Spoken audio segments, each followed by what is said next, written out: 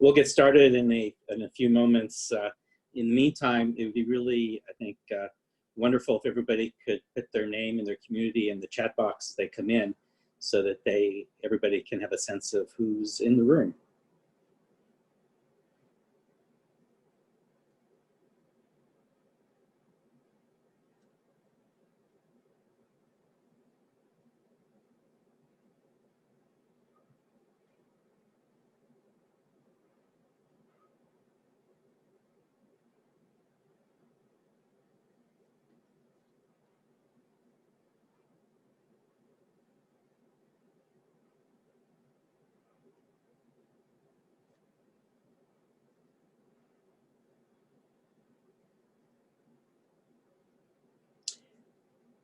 As you come into the room, if you could put your name and your community in the chat box, and then everybody will have a sense of who's with us today.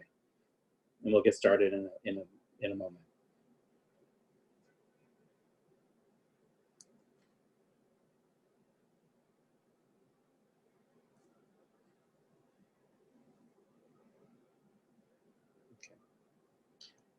Shalom to everyone. I'm Sandy Antignas. I'm a member of JFNA's Israel and Overseas Committee, and I want to welcome you to the Zoom call on Shared Society in Israel, what integration of Arab-Israeli communities looks like post the pandemic. I'm pleased that today's session is brought to you by JFNA's Israel and Overseas Department, together with JFNA's Israel Action Network and the Interagency Task Force on Israeli-Arab Issues. A few technical notes, please pardon the siren in the background. I live near a hospital in New York. First, few technical notes. You're all on mute and we can't see you, so feel free to get comfortable. And look around your screen, you'll find the chat box if you haven't found it already. And you can use this to ask any questions or leave a comment about what's being said, and that will be monitored throughout the call, and we'll have an opportunity for some questions at the end. Over the past several months, we all know our world has been thrown into a new reality as the virus has spread across the globe. This is the first time that the world is fighting the same battle. In Israel too, the virus has not spared any sector, from the suburbs of Tel Aviv to the ultra-Orthodox neighborhoods of Jerusalem, to Bedouin villages in the Negev, and of course, throughout the Arab-Israeli community. Perhaps as a result of these unprecedented events, we've recently witnessed what many believe is a closer connection between Israel's Jewish and Arab citizens.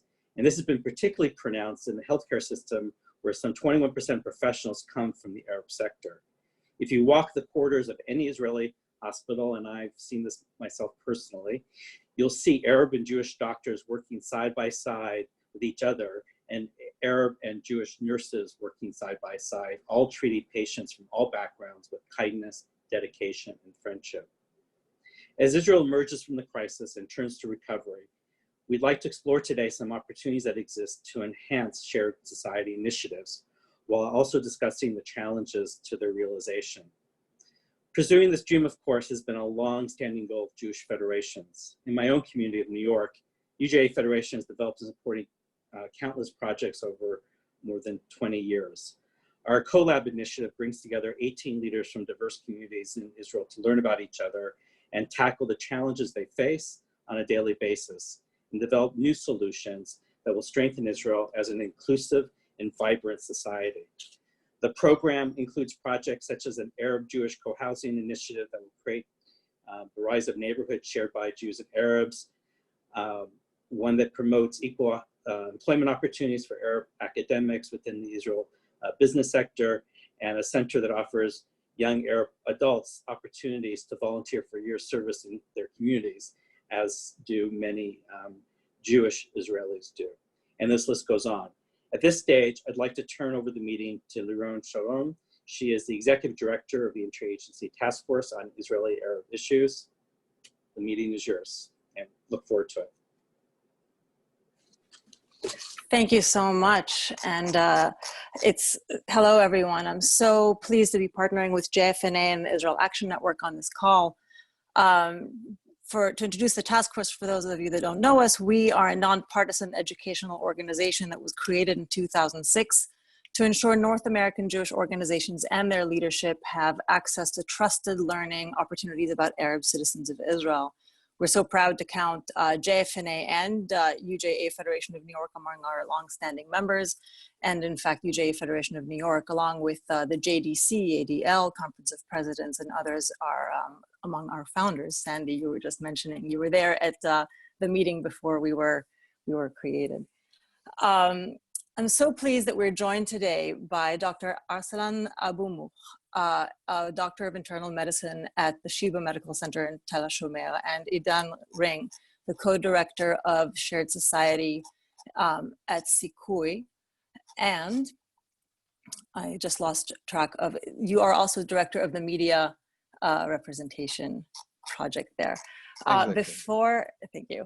Before we turn it over to them to speak, and I hope to do that very soon because they have a lot to share with us, I want to give a little bit of background information to put the latest developments into context, since shared society, like everything in Israel, is multi-layered and complex.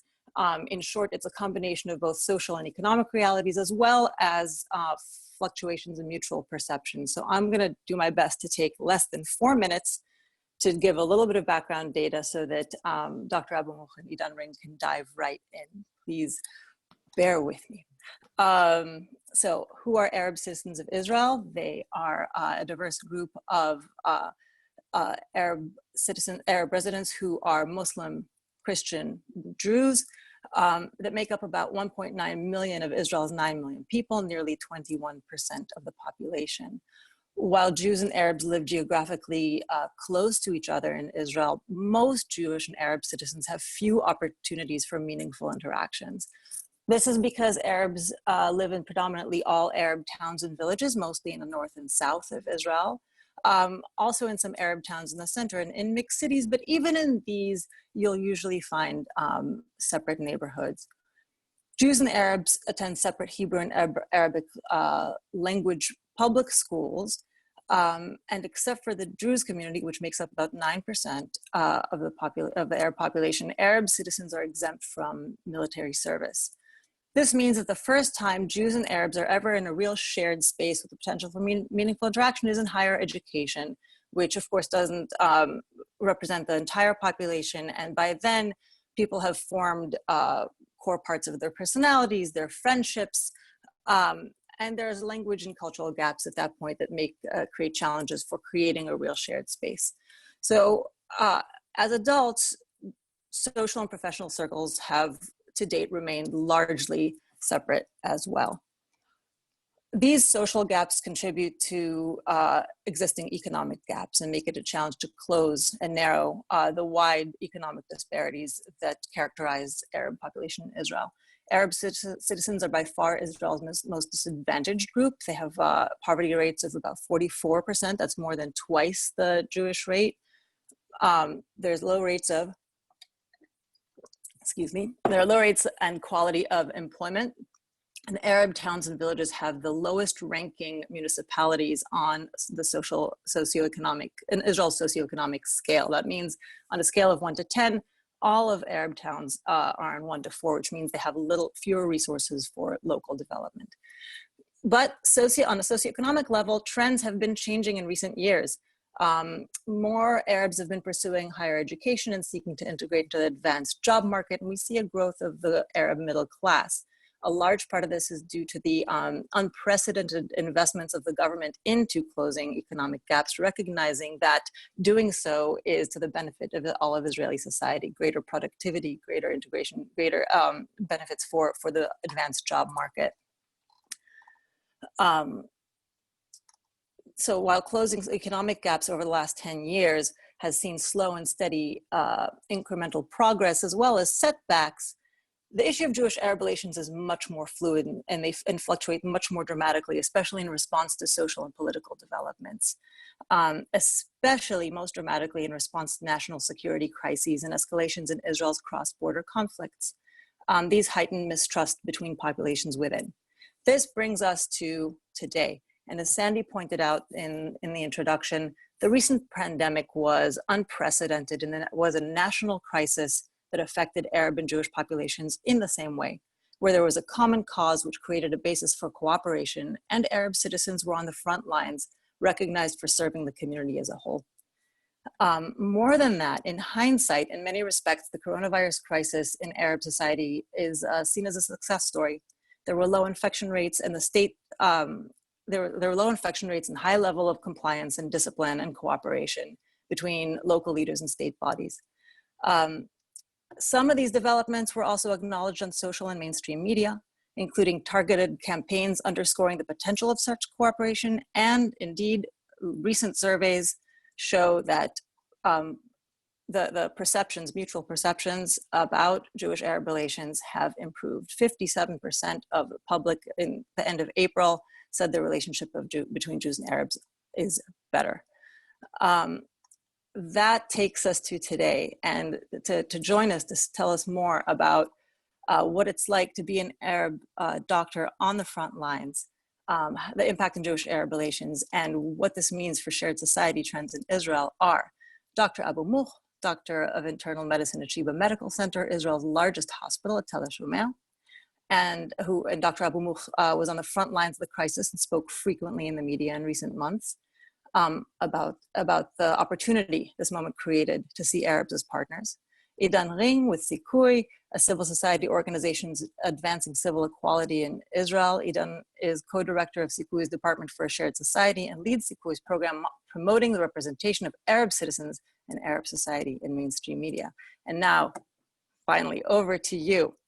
Dr. Abu Mukh, can we please start with you? Can you introduce yourself and give us a bit of background about how your relations with Jewish Israelis changed as you integrated into the health system, and a little bit about your experience on the medical front lines during the crisis? Well, hello, Liron. Hello, everybody. Hello, Idan. All the dear panel and attendees, thank you for having me on here in this discussion. I would like to start by a general overview. By the way, thank you for your introduction. It's quite, you know, you cannot give Arabs in a nutshell in Israel, but you quite covered everything what you need to do for this seminar. So thank you so much for your information. Thank you. And my name is Arsalan, as Leon said, and I'm a 31-year-old physician here in Israel.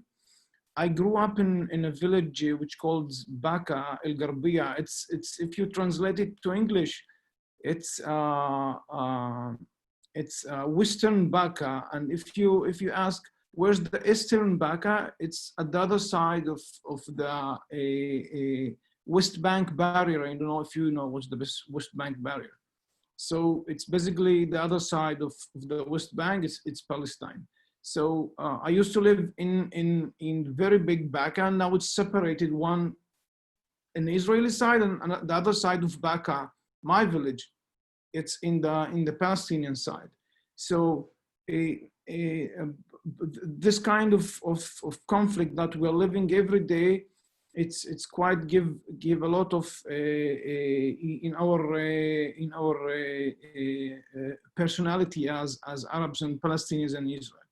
So during my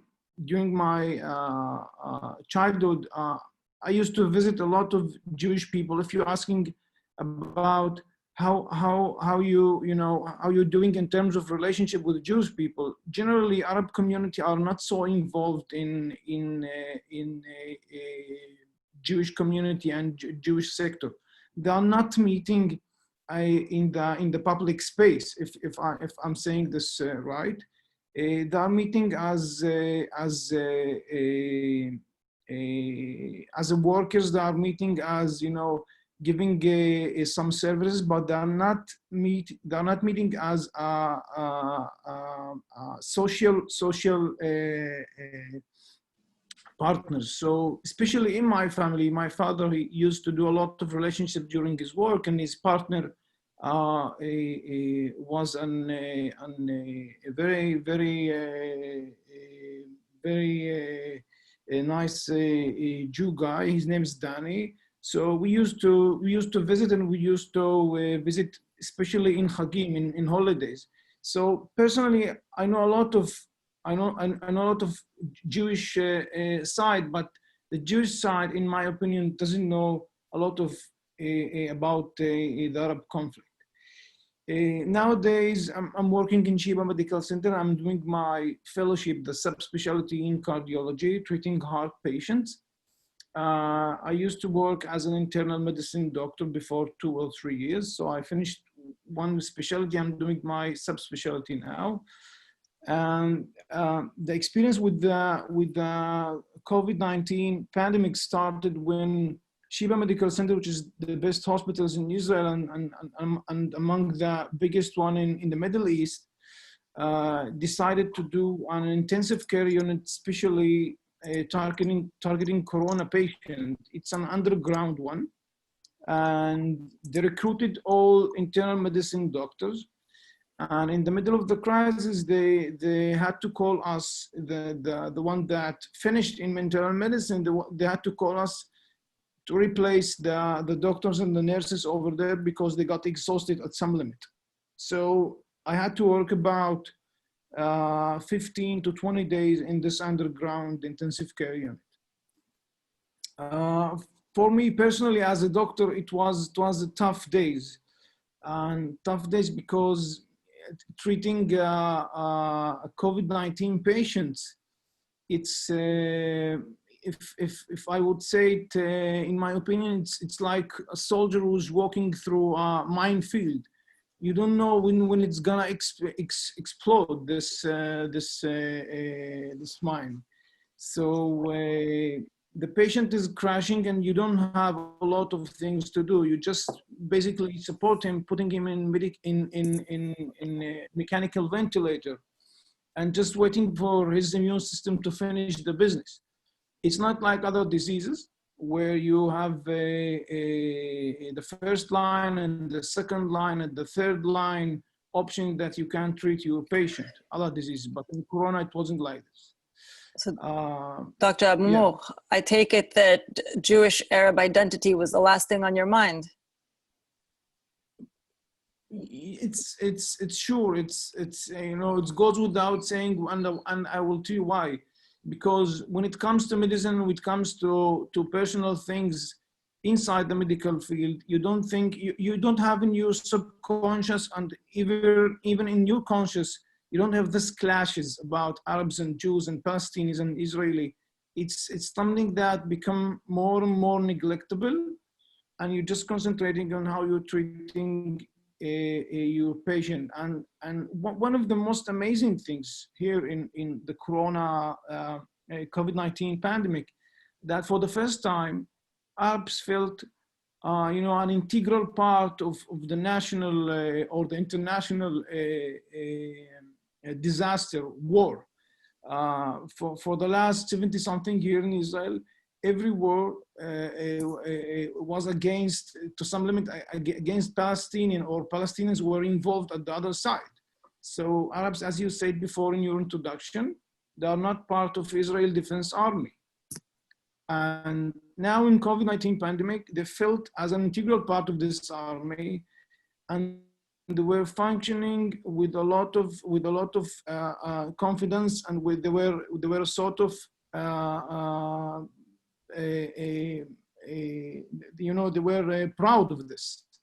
So this is what this was the most of things that I can pick, and until what kind of experience I went through, other than medical experience. The personal experience and the social experience was to be, for the first time, a very young soldier in this army. You also were on Israeli mainstream media several times to speak about this cooperation. Yeah. I'm going to turn it over to Idan then and say, you know, a large part of your shared society work centers on promoting more diverse representation of Arab citizens in Israeli mainstream media. Can you take a minute to introduce yourself and speak a little about why and how the exposure of medical professionals over this crisis created maybe an opportunity for strengthening shared society? Yeah, Great. Okay. Maybe also explain how it got to the media. Yeah. Well, thanks a lot, Liron, for your introduction, and I'm very happy to be here today, this evening, or this day, depends where you are. And thank you very much, Dr. Abu Mukh, for your very interesting remarks and thoughts. So I'm from the center of Israel. I've been working with Sikui for almost 10 years, and I began my professional career in journalism and media relations as a spokesperson. And I really, understood the power of media and public discourse. The reason Sikui chooses media as a vehicle or as a strategy to advance shared society is because today we still, the way we perceive reality and the way we perceive society is still through media, especially mainstream media, especially in quite a small place like Israel. We don't have many channels, we don't have many newspapers, and we wake up in the morning and we understand reality through these newspapers and news channels and everything. And Sikui has two main targets. First of all, we are a joint Jewish-Arab organization working for almost 30 years, and we have two main goals. One is equality, and that means we work to promote less gaps and barriers to equality in distribution of budgets and the infrastructure, and we try to actually stop or minimize discrimination of the Arab citizens. And the other area that I work in is shared society. And when we mean shared society, like you said, Liron, is the idea of Jews and Arabs living in Israel knowing each other, okay, and being able to live together on the basis of mutual respect, of understanding, of shared spaces. And really, the main problem is that we do not only have conflict. It's not like a usual minority-majority relation. We have, on one hand, a very long-standing historical political conflict, and on the other hand, a lot of separation, like you said, Liron, because we don't really live together. We don't really know each other, and a lot of what we know one about the other, and especially Jewish majority about Arabs, is through media. The other two channels we work, or two strategies we use, are one through education system, because young people that go through 12 years of education are supposed to study and learn about reality, about Israel's society, and today they don't get a full picture of the Jewish citizens and the Arab citizens in Arab society. And the other is the public spaces. If you go on a bus, if you go to the hospital, if you go to natural parks or museums, you're supposed to understand and see through these shared spaces who is part of society. And up to a few years, they had only Hebrew and only Jewish identity, and this is another thing we're trying to change. But if we'll go back to media, yeah, you wanted to ask? Yeah, I just want to take you to just because we have such a short amount of time, and there's so much to talk about. I want to take us to just tell us what happened on the media level around the medical partnerships. Okay.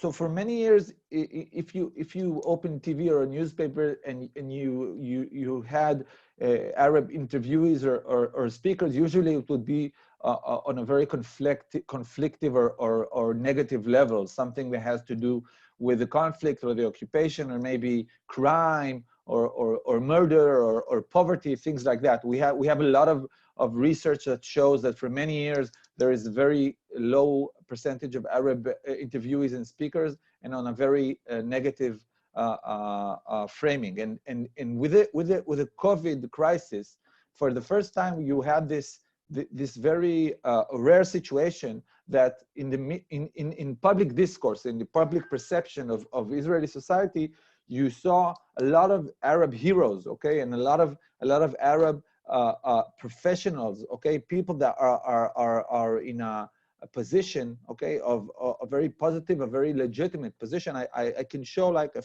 few small pictures we can see here, like Dr. Abu Mukh that told us about his work. The government was also using Arab physicians, Arab doctors, experts in their YouTube movies, okay, in their news programs, using them to educate, the public and tell them about COVID, tell them about dangers, tell them about how they should react and how they should treat the situation. It's a very rare opportunity for the Jewish majority to see in the mass media and in social networks, to see Arab people portrayed as very, very positive, important, and legitimate figures. We also had this very viral picture of these two paramedics. One is Muslim and the other a Jew. And it's not a case that this became like one of the most well-known images of this time, because for the first time, like you said, we could see also in public perception, in public discourse, we could see Jews and Arabs working together on the front lines and really fighting together against this huge crisis. And like, can I jump in a second to say that this photograph was taken by the ambulance, the MADA, the Israeli ambulance service, and it was shared and allowed to share. They gave us, for example, task force permission to use it with for free, because they really wanted to showcase the Jewish-Arab partnerships within their the force. Exactly, because in every crisis and big national event, you have the heroes, you have the small stories that leave an imprint and people remember. And usually from wars, they remember the soldiers, they remember the big battles, they remember people who were maybe saved, okay? And they're always Jewish. The heroes usually in the Israeli public discourse are always Jewish. And this time in the COVID, you had a lot of examples of Arab and Muslim figures that were positive figures, that were heroes, that were taking care of the public. And that was a very interesting thing that people will remember, okay? And this is actually an opportunity. We had, here you could see a Christian Arab paramedic that in Independence Day was chosen to light the torch of, the torch ceremony that usually is a very, very nationalistic and Zionist event. And it wasn't a chance that during the COVID, they really wanted to bring an Arab paramedic to do this. And this is another picture of an Arab doctor bringing Torah to a Jewish elderly patient that wanted to pray and he couldn't leave the room, and he was bringing this Torah. Idan, I'm going to interrupt you. I know you have more. I'm going to interrupt you one more time to say, Dr. Abou-Mouch, how do these pictures reflect the way you think that Arabs want to be seen? Does this, and the way does it reflect your day-to-day experience in the hospital? And does it reflect, how do you think it relates to what Arab citizens aspire to in Israel? Well, thank you, Idan, for your for such an exposure for the media aspects of the COVID-19 and how media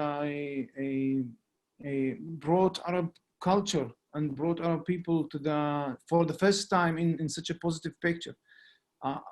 I think Arabs wanted from the early beginning of this country, they wanted to be an integral part of daily life in Israel, in industry, in high tech, in public transport, in medicine, etc. So there's no doubt about this desire, but Arabs want to be recognized, and they want to be recognized as Palestinians, and they want from the Israeli government and the Israeli politicians to work hardly and to work honestly how to solve this conflict. If Israeli government concentrate on the conflict and they solve it properly, there's no doubt about the Arab and about their desire to be part of Israel and part of daily life in Israel. It doesn't have anything to do with medicine specifically. There's a lot of sectors that Arabs are already became part of it, like high tech and industry. So as you said, if you recognize someone's rights and if you know someone's narrative, you can easily bring him to your side and making him an official and efficient a part of the daily life. It's very important to recognize someone's narrative, because if you don't recognize his narrative, you will lose him eventually. That's my opinion. Thank you. The cooperation that happened, and we'll get back to your examples, but I want to combine it with the next question, which is that the cooperation that happened in the medical field during the Corona crisis didn't happen overnight.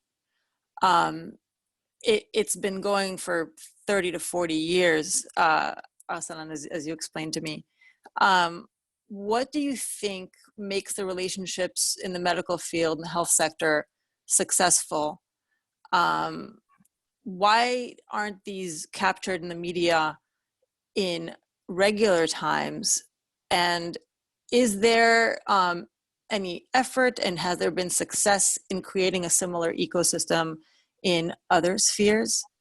And I guess the last angle of that question is there more of a chance to do that now, given the experience of the crisis? Idan, Yeah. you want to pick up? Or I'm sorry, Asalan, please. Oh, sorry. Well, as you said, it's not. Are you hearing me, guys? Yes. Well, as you said, it's not new, but just to give you some numbers, about 15% of physicians in Israel are Arabs. About 30-something% of nurses in Israel are Arabs. Almost 50% of pharmacists in Israel are Arabs. So clearly you can find that they are not, this thing hasn't been going on for 2 or 3 years. It has been going on for about 40 years, almost 40 years. And we can see now almost some pioneers, Arab pioneers in medicine. It's just like the 19th and the 18th century in the States, where Jews worked only and exclusively in medicine and in scientific field. They made a lot of innovations and they were very recognized pioneers. So I think Arabs, they're not yet there, but they're becoming a very important part of this field. So if you're asking me why this kind of harmony is specifically recognized in medical field, when you are working with someone, you are getting every day to your work, and you're sitting around one table and you're discussing, first of all, discussing work, and after that you're talking about special things, very personal thing about families, about children, about very personal and very touchy moments. It's eventually all the differences and all the clashes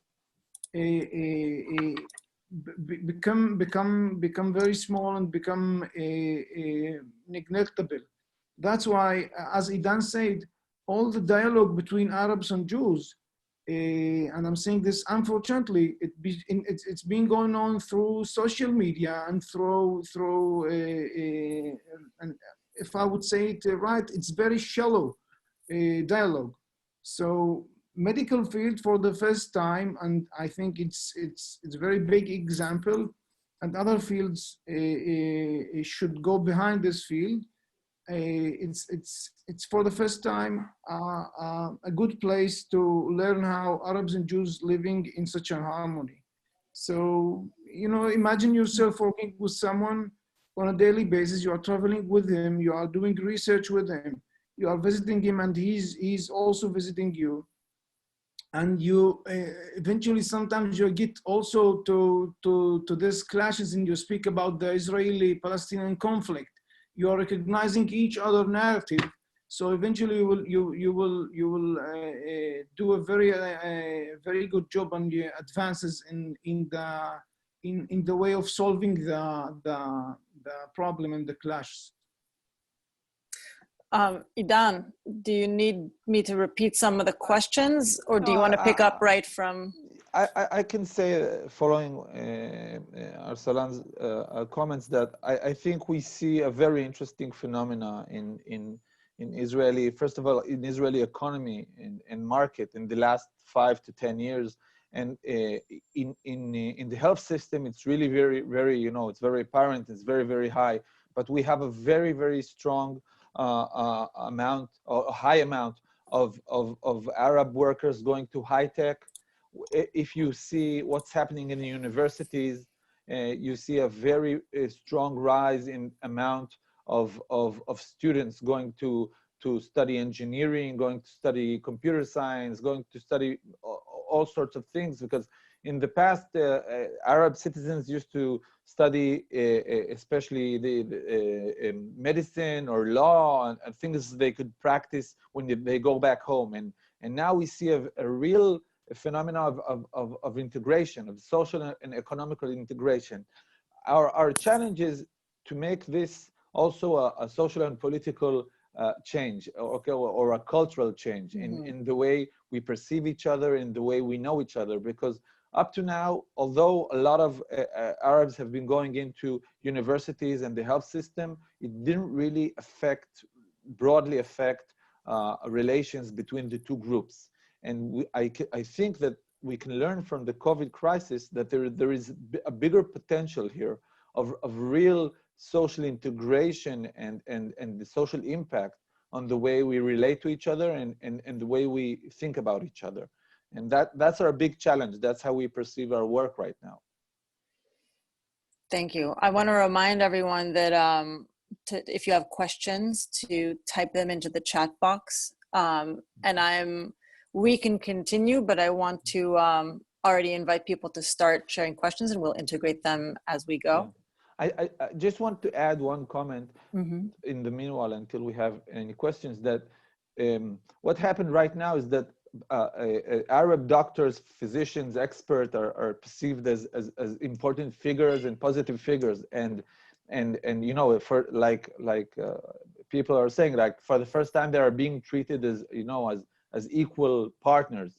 But our challenge right now is, it's not only if you're a doctor or if you're a physician or an academic expert, you should be treated as an equal partner for living here in Israel. Because many of the heroes of this pandemic were also, the cleaners and the bus drivers and usual people, not only with diplomas, and all of them could be partners for life here in Israel. And that's the change, or the shift we want to do right now. Thank you. I wanted to ask about other areas where there was cooperation, but we do have a question. Do you think this positive corona effect will continue after the crisis? And if so, why are you optimistic about this? This is for both of you. Arsalan, do you want to start? Tfadal, Arsalan. Dan, I'm after you, because your experience is much above my experience in other fields. But in terms of medicine, I said this before. Medical field is just fantastic to live inside it. But when you get out from medical field and simply you get out from the hospital and on your way to your house, you may face any kind of racism, and you may face any kind of the displacement that Arab people sometimes feel. So I'm not so optimistic, but at the other side, we should keep this this optimistic tone in order to keep going on. Yeah, I think, there are a lot of positive things that happened here, and a lot of positive impact on the public conscience. But it's not like the problems disappeared. Okay, the gaps, the discrimination. If you go, a lot of these doctors, when they go back home to their families, the infrastructure of their villages or of their cities or or the rights they receive, the services they receive are not like the services Jewish doctors receive that work with them when they go home. So I think we have a lot of work still to do, but we need to preserve these very positive lessons and messages that came out, and on top of them build like new, the next steps that we can produce this kind of positive momentum and change, also to bring it to other places. And on the one hand, I can say that the government is very proactive in promoting a more equal distribution of budgets right now. But on the other hand, we also have very, very problematic political discourse and political arena right now. And these things can really, be a setback sometimes, the political conflicts. Yeah, in this context, it's very important to mention, Idan, that despite the fact that Arabs, constitute a large percent of medical or healthcare providers, they didn't reach this point easily. The gaps that Idan was talking about, they are very, they're starting from the early beginning of each one's life.